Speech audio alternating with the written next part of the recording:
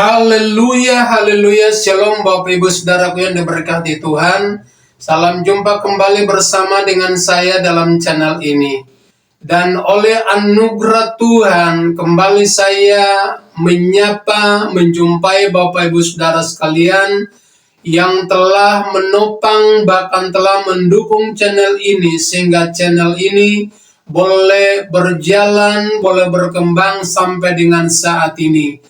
Apapun yang dilakukan oleh Bapak Ibu Saudara semua, saya tidak bisa membalaskannya.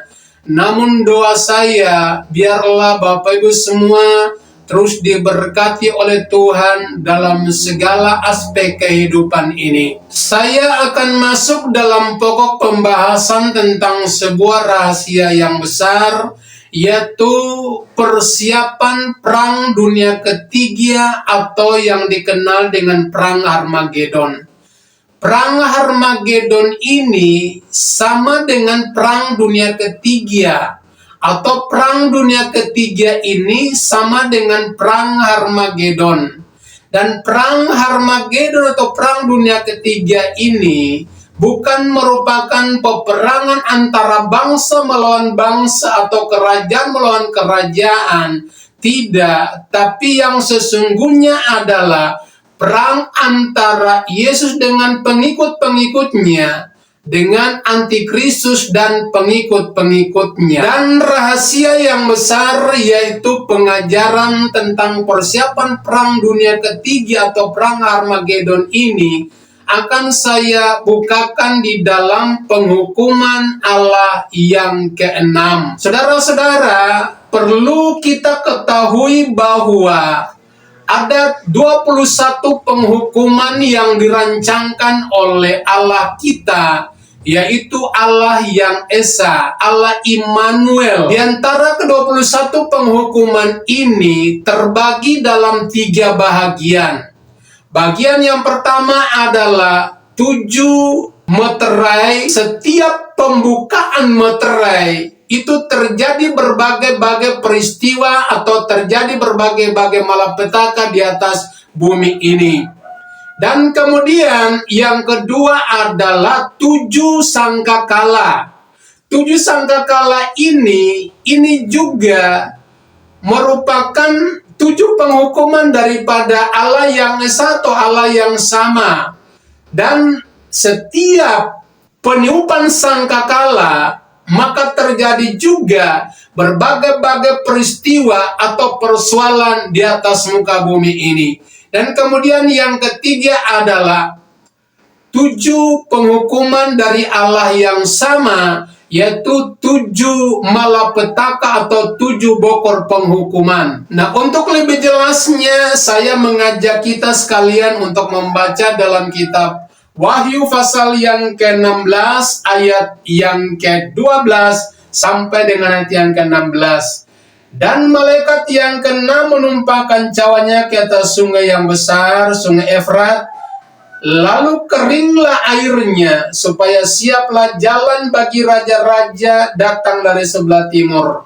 Dan aku melihat dari mulut naga dan dari mulut binatang dan dari mulut nabi palsu itu keluar 3 roh najis yang menyerupai katak. Itulah roh-roh setan yang mengadakan perbuatan-perbuatan ajaib, dan mereka pergi mendapatkan raja-raja di seluruh dunia untuk mengumpulkan mereka guna peperangan pada hari besar, yaitu hari Allah yang Maha Kuasa.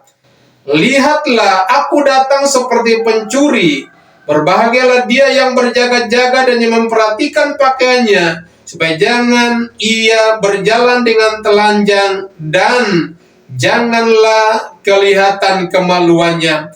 Lalu ia mengumpulkan mereka di tempat yang dalam bahasa Ibrani disebut Harmagedon. Saudara-saudara, firman Tuhan berkata bahwa dalam ayat yang ke-14 dia berkata bahwa lalu ia mengumpulkan mereka guna peperangan pada hari besar, yaitu hari Allah yang Maha Tinggi. Bapak Ibu Saudara yang diberkati Tuhan, peperangan yang besar atau hari Allah yang Maha Tinggi ini tidak lain berbicara tentang perang Harmagedon atau perang dunia ketiga.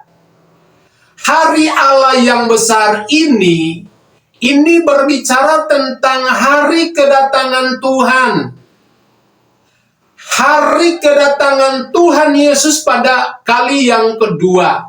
Saudara-saudara, dalam bacaan tadi terdapat beberapa rahasia yang sangat penting untuk kita harus ketahui supaya kita bisa cocokkan dengan keadaan yang terjadi di dalam dunia saat ini. Saya kembali membaca dalam ayat yang ke-12. Firman Tuhan berkata, dan malaikat yang ke-6 menumpahkan cawanya ke atas sungai yang besar, yaitu sungai Efrat, lalu keringlah airnya, supaya siaplah jalan bagi raja-raja yang datang dari sebelah timur. Saudara, berbicara tentang sungai Efrat berarti mengingatkan kita kepada sebuah sungai yang mengalir di Taman Eden ketika Adam dan Hawa ditempatkan di dalam Taman Eden ini. Saudara-saudara, sungai ini memiliki 4 cabang. Cabang yang pertama adalah sungai Pison. Cabang yang kedua adalah sungai Gihon. Cabang yang ketiga adalah sungai Tigris. Dan cabang yang keempat adalah sungai Efrat. Keempat cabang dari sungai yang mengalir dari Taman Eden ini mengalir ke tempat atau mengalir ke lokasinya masing-masing. Nah, saya lebih cenderung untuk melihat atau membawa kita melihat dalam bagian yang keempat, yaitu sungai Efrat, saudara. Sungai Efrat saat ini letaknya tepat berada di negara Turki, Bapak Ibu. Jadi, sungai Efrat ini mengairi 3 negara. Negara yang pertama adalah negara Turki. Kemudian negara yang kedua adalah negara Irak atau Babel. Dan kemudian negara yang ketiga adalah negara Suriah atau negara Syria. Saudara, ketiga negara ini mendapat air minum daripada sungai Efrat ini. Namun firman Tuhan berkata bahwa sungai Efrat ini sudah mengering ketika malaikat yang ke-6 mencurahkan penghukuman Allah ke atas sungai Efrat ini, saudara-saudara. Dan memang benar, saudara, kalau kita lihat di dalam YouTube atau kita lihat di internet, saudara, kita akan menemukan bahwa air sungai Efrat sekarang ini debitnya sudah tidak sama seperti dulu. Kalau debit air sungai Efrat pada zaman dulu itu masih full, ya, itu berjalan masih melimpah, saudara, ya, masih luber. Tapi sungai Efrat sekarang ini firman Tuhan tergenap bahwa sungai Efrat sudah mulai kering dan debit airnya itu tinggal sedikit saja, Bapak Ibu. Dan saudara, kalau kita perhatikan ketika sungai Efrat ini menjadi kering, nah, kita melayangkan pandangan kita, mata kita melihat di wilayah sungai Efrat ini merupakan sebuah dataran yang begitu luas, merupakan sebuah dataran yang kelihatannya tandus, bahkan merupakan hamparan yang begitu luas, Bapak Ibu saudara-saudara. Nah, perlu kita ketahui, Bapak Ibu saudara sekalian, bahwa di wilayah sungai Efrat ini, di mana dataran sungai Efrat yang sudah kering, hamparannya begitu luas, itu merupakan tempat di mana akan terjadi perang dunia ketiga atau perang Harmagedon. Ada 2 rahasia yang harus kita ketahui dalam kehidupan kita. Rahasia pertama adalah firman Tuhan berkata dalam kitab Matius pasal yang ke-24 ayat yang ke-15, ketika Yesus menyampaikan firman tentang nubuatan, Yesus berkata bahwa kamu lihat ketika pembinasa keji itu berdiri tempat kudus, maka kamu melihat bahwa semuanya itu segera akan terjadi. Jadi Bapak Ibu Saudara, tempat kudus yang dimaksudkan oleh Yesus ini tidak lain berbicara tentang bangunan Bait Allah yang ketiga. Nah, dari sini kita bisa simpulkan bahwa tempat pemerintahan daripada antikristus atau lokasi pemerintahan, markas daripada antikristus itu berada tepat pada bangunan Bait Allah yang ketiga. Lebih jelasnya juga dikatakan oleh Paulus, saudara-saudara, ya, dikatakan oleh Paulus bahwa kamu melihat si pendurhaka itu ketika dia duduk di tempat kudus dan menyamakan dirinya sebagai Allah, maka di situ akan segera terjadi perang Harmagedon. Jadi saudara-saudara yang diberkati Tuhan, kita lihat bahwa bangunan Bait Allah yang ketiga itu merupakan tempat pemerintahan atau markas daripada pemerintahan antikristus. Kemudian yang kedua, dataran Sungai Efrat itu merupakan tempat perang dunia ketiga atau perang Harmagedon. Pertanyaannya, kenapa Sungai Efrat ini menjadi kering? Jawaban saya sederhana Bapak Ibu. Sungai Efrat ini menjadi kering karena nantinya Sungai Efrat ini dipakai sebagai jalur perdagangan dunia, sebagai jalan untuk perdagangan dunia atau perdagangan yang ramai, saudara. Ini akan dipakai oleh antikristus. Kemudian yang kedua, Bapak Ibu Saudara-saudara, keringnya Sungai Efrat ini menjadi sebuah jalan bagi raja-raja yang ada di seluruh muka bumi ini.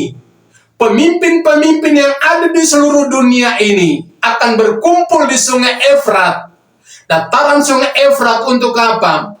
Untuk melakukan peperangan di hari yang besar atau untuk melawan dia yang diurapi. Nah, untuk lebih jelasnya saudara-saudara, saya membawa kita untuk kita membaca, karena jauh sebelum hal ini terjadi, Daud telah mendapat hikmat dari Tuhan. Raja Daud mendapat hikmat dari Tuhan, memiliki pandangan iman yang begitu tajam untuk melihat akan hal ini. Jadi Daud sudah mengetahui, saudara-saudara. Itu dalam kitab Mazmur pasal yang kedua, ayat yang pertama dan ayat yang kedua. Demikian firman Tuhan, mengapa rusuh bangsa-bangsa, mengapa suku-suku bangsa mereka-reka perkara yang sia-sia. Raja-raja dunia bersiap-siap dan para pembesar bermufakat bersama melawan Tuhan dan yang diurapinya. Kita baca juga dalam kitab Kisah Para Rasul, saudara, pasal yang keempat, ayat yang ke-25 dan yang ke-26.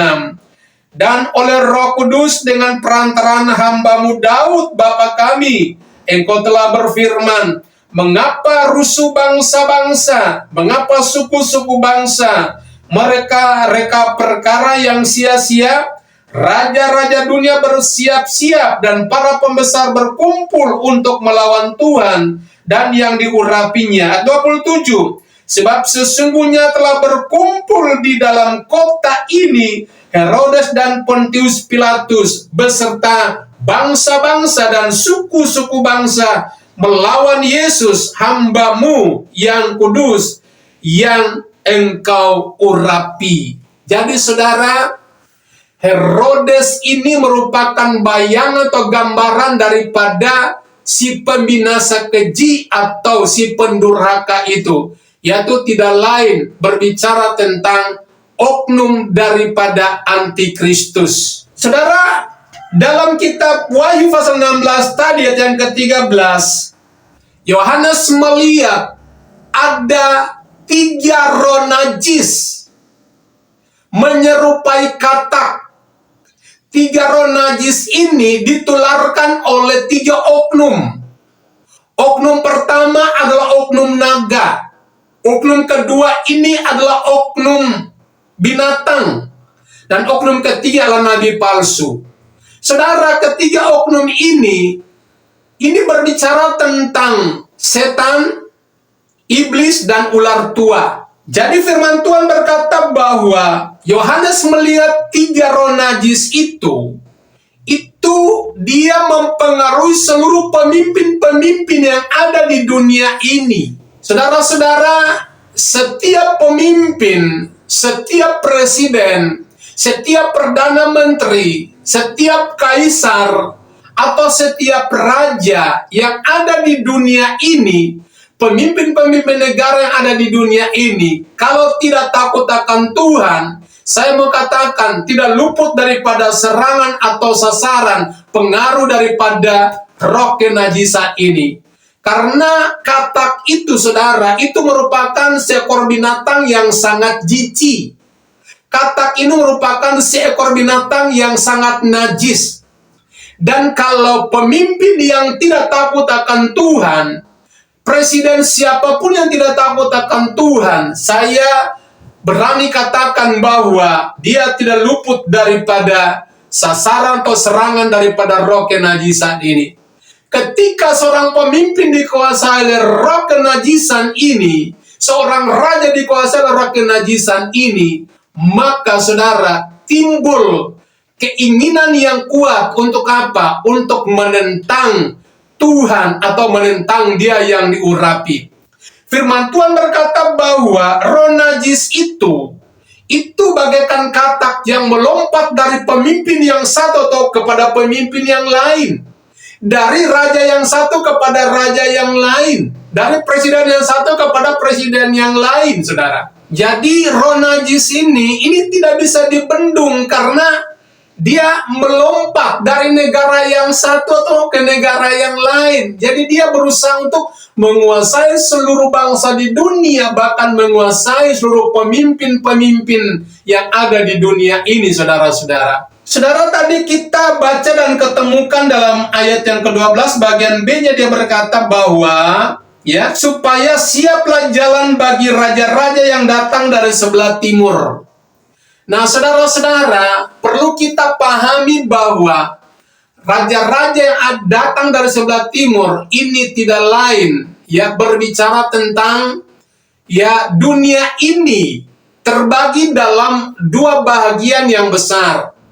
Bagian yang pertama adalah dunia bagian barat yang diwakili oleh Eropa, dan kemudian yang kedua adalah dunia bagian timur yang diwakili oleh negara-negara di Asia.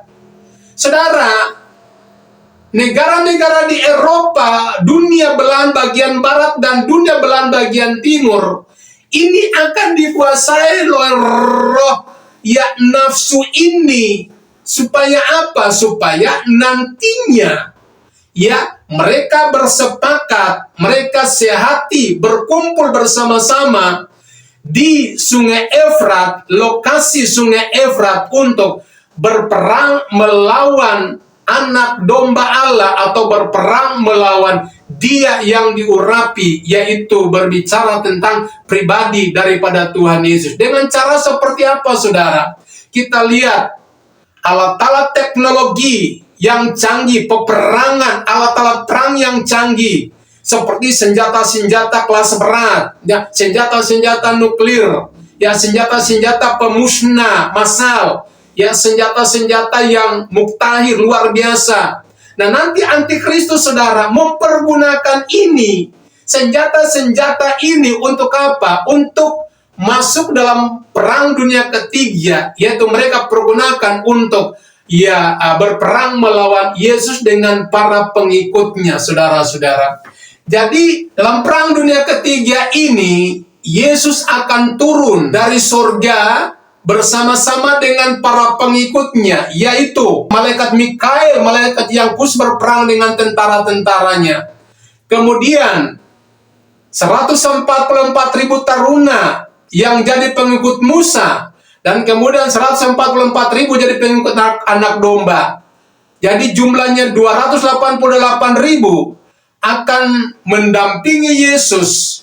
Mereka turun dari sorga untuk berperang melawan antikristus. Dan saudara-saudara, apakah dalam peperangan ini Yesus akan kalah dengan pengikut-pengikutnya? Yesus tidak akan kalah. Dan sistem atau cara daripada Yesus dalam peperangan ini untuk menghancurkan markas daripada antikristus, menghancurkan antikristus dengan pengikut-pengikutnya, tentara-tentaranya, raja-raja, pemimpin-pemimpin dari dunia ini. Yesus tidak menggunakan alat-alat perang yang canggih, saudara. Yesus menggunakan caranya sendiri. Nah, kita lihat dalam kitab 2 Tesalonika pasal yang kedua, ayat yang ke-8. Demikian firman Tuhan. Pada waktu itulah si pendurhaka baru akan menyatakan dirinya, tetapi Tuhan Yesus akan membunuhnya dengan nafas mulutnya dan akan memusnahkannya kalau ia datang kembali. Saudaraku yang diberkati Tuhan, perlu kita garis bawahi bahwa kalau kita melihat antikristus sudah duduk di bangunan Bait Allah yang ketiga, berarti waktu menuju kepada perang Harmagedon atau perang dunia ketiga itu sudah sangat dekat. Dan kalau kita melihat pembinasa keji itu sudah berdiri atau sudah duduk di bangunan Bait Allah yang ketiga dan menyamakan dirinya sebagai Allah, itu membuktikan bahwa Yesus segera akan datang kedua kali untuk membinasakan antikristus. Cara Yesus mengalahkannya, cara Yesus membinasakan antikristus dengan para pengikutnya, hanya lewat hembusan napas yang keluar dari mulutnya. Antikristus akan binasa, bahkan antikristus akan mati, antikristus tidak akan bisa berbuat apa-apa. Dan seluruh peralatan perang yang canggih itu tidak akan berfungsi apa-apa, saudara. Karena dengan kekuasaan Tuhan Yesus sendiri, semuanya tidak ada fungsinya atau tidak akan berarti apa-apa. Inilah begitu hebat dan luar biasa, saudara. Ya, Tuhan yang kita sembah, Dia adalah panglima perang. Dia adalah sumber kemenangan. Jadi semua akan tunduk dan takluk kepada pribadi Yesus ketika Dia datang dalam kemuliaannya bersama-sama dengan orang-orang kudusnya dan para malaikatnya. Dan setiap orang yang percaya kepadanya, saudara, tidak akan ditinggalkan. Setiap orang yang percaya kepada Yesus, pada saat Dia datang, saudara-saudara, ada garansi yang Tuhan berikan, di mana semua pasti luput daripada perang Harmagedon dan tidak akan kena dampak daripada perang Harmagedon atau perang dunia ketiga itu.